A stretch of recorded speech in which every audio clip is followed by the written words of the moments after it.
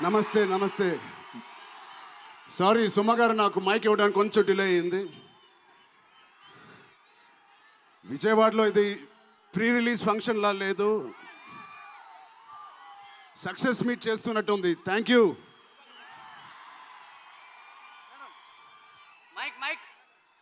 కేశినేని చిన్ని గారికి, దుర్గేష్ గారికి ఇంత గ్రాండ్ సపోర్ట్, ఇంత గ్రాండ్ ఈవెంట్కి సపోర్ట్ చేసినందుకు మీకు, మీ టీం అందరికీ చాలా చాలా థ్యాంక్ యూ సార్. ఇంత షార్ట్ నోట్లెస్ చేసినందుకు.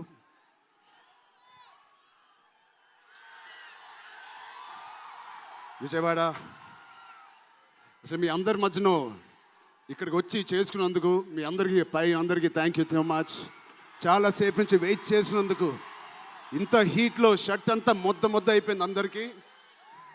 బట్ ఈ హీట్ని, ఈ ఎనర్జీని చాలా ఇంతసేపు ఎంజాయ్ చేసాం.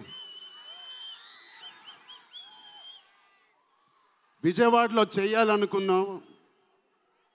ఎప్పుడైతే డిసైడ్ అయ్యామో నేను సతీష్ గారికి చెప్పాను, ఇది మా లక్కీయెస్ట్ సిటీ. నాన్నగారికి కానీ మాకు ఖైదీ నెంబర్ 150 కూడా ఇక్కడే చేసాం, ఇంద్ర కూడా ఇక్కడ చేసాం. సో ఆ లక్ని కొంచెం మేము ఇంటికి తీసుకెళ్దామని ఇక్కడికి వచ్చాం. మీ అందరికీ, తమ్ముళ్ళకి, ఇక్కడ ఉన్న అన్నయ్యలకి, వచ్చిన అక్కలకి, చెల్లెలకి, మీ అందరికీ పేరు పేరున థ్యాంక్స్. అలాగే టీవీలో చూస్తున్న మా అభిమానులకి, వాళ్ళందరికీ చాలా థ్యాంక్ యూ. సరే, పెద్ది అన్ని విజువల్స్ చూశారు మీరు. పెద్ది ఎన్నో కథలు వింటూ ఉంటాం ఆర్టిస్ట్గా. కొన్ని కథలు విన్నప్పుడు నచ్చుతాయి, కొన్ని కథలు విన్నప్పుడు ఆశ్చర్యపరుస్తాయి. బట్ పెద్ది అనే కథ మాత్రం విన్నప్పుడు ఎక్కడో గుండెలో, నా హృదయానికి చాలా దగ్గరగా హద్దుకుని ఉన్న ఒక కథ. ఇలాంటి కథ మా నాన్నగారు చెప్పినట్టు 10 సంవత్సరాలకు ఒకసారి వస్తుందేమో ఇలాంటి కథ. అలాంటి కథ నాకు వచ్చినందుకు ఫస్ట్లీ నా సుకుమార్ గారికి, బుచ్చిబాబు గురువు గారికి నేను మనస్ఫూర్తిగా థ్యాంక్స్ చెప్పుకుంటున్నాను. నా దారిలో, నా ఈ సినిమా జర్నీలో నాకు ఇలాంటి ఒక కథ ఇచ్చినందుకు. ఇది నా లైఫ్ లాంగ్, నా సినిమా లైబ్రరీలో వన్ ఆఫ్ ద టాప్ ఫిల్మ్స్గా నిలిచిపోతుంది. పెద్ది చాలా చేసింది, నన్ను వ్యక్తిగతంగా ఒక మంచి దారిలోకి మార్చింది. ఒక యాక్టర్గా నాకు చాలా సాటిస్ఫాక్షన్ ఇచ్చింది. Love you.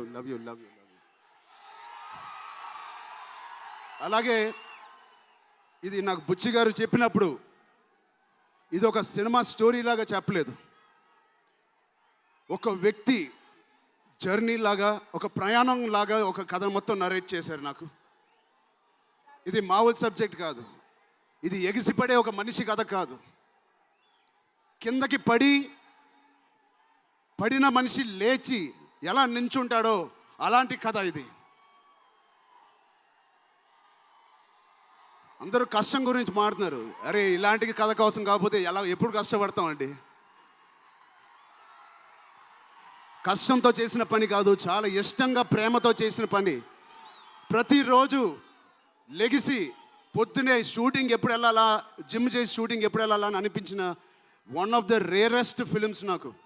బహుశా ఒక మగధీర కనిపించింది, రంగస్థలానికి కనిపించింది, RRR కనిపించింది, మళ్ళీ నాకు పెద్దిగా అనిపించింది.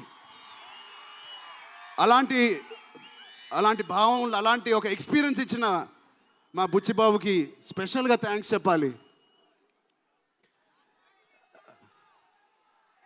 బుచ్చిబాబు ఇది నాకు కథ నరేట్ చేసి ఇంట్లో నిజంగా చాలా ఆశ్చర్యపోయిన, తన బుర్ర ఎలా పనిచేస్తుందో అని. ఇంత అద్భుతంగా రాసి పెట్టుకోండి. ఇండియాలో నంబర్ 4 or 3 టాప్ డైరెక్టర్స్లో బుచ్చిబాబు పేరు ఉంటుంది ఫ్యూచర్లో.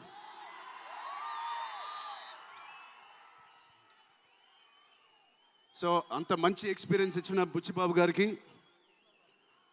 చాలా థ్యాంక్ యూ. ఇలాంటి సినిమా ఒప్పుకోవడానికి నాకు ఒకటే బలం నా మనసులో, ఇలాంటి సినిమా చెయ్యాలి అని. ఎవరు కాదు, అది మీరే మీకోసమే.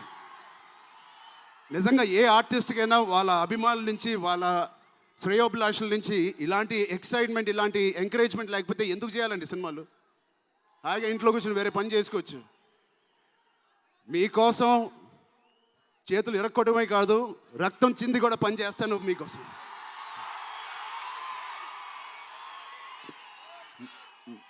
మిమ్మల్ని ఎంటర్టైన్ చేయడం ఒక పిచ్చా, లేకపోతే సినిమాలో మంచి సినిమా చేసి మీకు ఏదైనా ఇవ్వాలని ఒక పిచ్చా నాకు తెలియదు. నాన్నగారి కొడుకు పుట్టినందుకు, కళ్యాణ్ బాబాయ్ గారు ఉన్నందుకు ఇంట్లో ఇది ఇది తప్ప నాకు ఇంకేం తెలియదు. బహుశా ఇంకోటి తెలుసుంటే ఇలా ఇంత పెద్ద ఆర్టిస్ట్ నేను ఒక ఫీల్డ్లో అయ్యేవాడిని కాదు. నాకు తెలిసిందల్లా సినిమా సినిమా సినిమా. సో నేను చనిపోయే వరకు మిమ్మల్ని ఎంటర్టైన్ చేస్తూనే ఉంటాను, అది రాసి పెట్టుకోండి.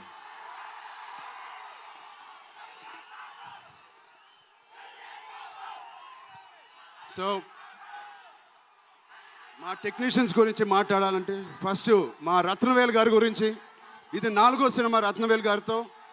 ఇంత బ్యూటిఫుల్గా మమ్మల్ని అందరినీ ప్రజెంట్ చేసి ఆయన సీనియారిటీని మాకు సపోర్ట్గా ఇచ్చిన ర్యాండీ గారికి ఆయన స్పెషల్ థ్యాంక్ యూ. అలాగే పనిచేసిన అవినాష్ కొల్లా గారికి థ్యాంక్ యూ సో మచ్. అద్భుతంగా ఇచ్చారు మా పెద్ద వరల్డ్ని. Naveen Nooli thank you so much, fantastic editing. మిగతా టెక్నీషియన్స్ అందరూ, మా అనంత్ శ్రీరామ్ గారు, బాలాజీ గారు, మా choreographer Jani master, Bosco master, thank you so much. మిగతా సింగర్స్ అందరికీ థ్యాంక్ యూ సో మచ్. మా సతీష్ గారి గురించి చెప్పాలి. మొదటి సినిమా ప్రొడ్యూసర్ లాగా కాదు, ఒక 50 సినిమాలు తీసిన ప్రొడ్యూసర్ లాగా ఆయన దీనికి పనిచేశారు. ఆయన ఒక పెద్ద కన్స్ట్రక్షన్ కంపెనీకి యజమాని. దాంట్లో కూడా ఒక నంబర్ 1 స్థాయిలో ఆయన ఎదుగుతూ వెళ్తున్నారు. ఆయనకి ఏం పని ఇచ్చినా ఇంత చిత్తశుద్ధితో, ఇంత డెడికేటెడ్గా చేయలేదు. ఆయన చేస్తారు. మామూలుగా నేను పనిచేసిన 1-2 ప్రొడ్యూసర్లు టీ తాగి భోజనానికి వచ్చి వెళ్ళిపోతారు. అలాంటి టీ తాగి వెళ్ళే ప్రొడ్యూసర్ కాదు. ఎవ్రీ డే 3 పూటలు అంటే 8 అవర్స్ మాతోనే గడిపినాడు. నాకు ఒక్కరోజు గుర్తులేదు ఆయన సెట్లో లేకుండా. అంత బాగా ఆయన ఇలా మాకు సపోర్ట్ చేసినందుకు వెన్నుపోటు కాదు సారీ వెన్నంట మాకు ఉన్నందుకు సతీష్ గారు థ్యాంక్ యూ సో మచ్. అలాగే మా కో ప్రొడ్యూసర్స్ అండ్ ప్రెజెంటర్స్ మైత్రి రవి గారికి, నవీన్ గారికి కూడా థ్యాంక్ యూ. B4U వాళ్ళకి కూడా thank you. India wide release చేస్తున్న మా జియో సినిమాకి కూడా చాలా థ్యాంక్ యూ. టీ సిరీస్ మ్యూజిక్కి చాలా థ్యాంక్ యూ. ఇంకా ఎవరెవరు అసోసియేట్ అయ్యారో వాళ్ళందరికీ చాలా చాలా thank you. Rahman sir, you are the biggest pillar of Peddi. మేమందరం ఎంత కష్టపడ్డామో 2.5 సంవత్సరాలు, 280 రోజులు, దాన్నన్నిటినీ మీరు దగ్గర తీసుకొచ్చి దానికి ఒక ప్రాణం పోస్తున్నారు. రోజు 6 గంటల మార్నింగ్ వరకు పనిచేసి పడుకుంటున్నారు ఆయన డెడికేషన్కి, ఆయన సినిమాలో పనిచేస్తున్నందుకు చాలా చాలా చాలా థ్యాంక్ యూ. ఏంటి విజయవాడ?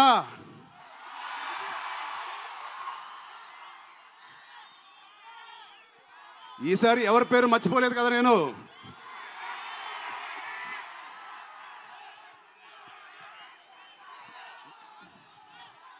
ఆ చంద్రుల్లో ఒక ముక్క జారిందే నా పక్క.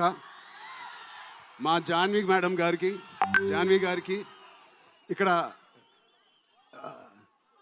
శ్రీదేవి గారు ఎక్కడున్నారో జాన్వి గారిని చూసి ఎంతో మనస్ఫూర్తిగా, ఎంతో గర్వంగా ఆనందపడుతూ ఉంటారు. అలాంటి జాన్వి గారు ఈ సినిమాలో మాతో పనిచేసినందుకు చాలా చాలా థ్యాంక్ యూ జాన్వి గారు. You are the happiness of the film. You bring joy to all of us when you come on stage, the way you work. చాలా చాలా పెద్ద లైఫ్ ఉంది మీకు. I wish you so much all the best. మీ అమ్మగారి కన్నా చాలా పెద్ద హీరోయిన్ అవ్వాలని కోరుకుంటున్నాను.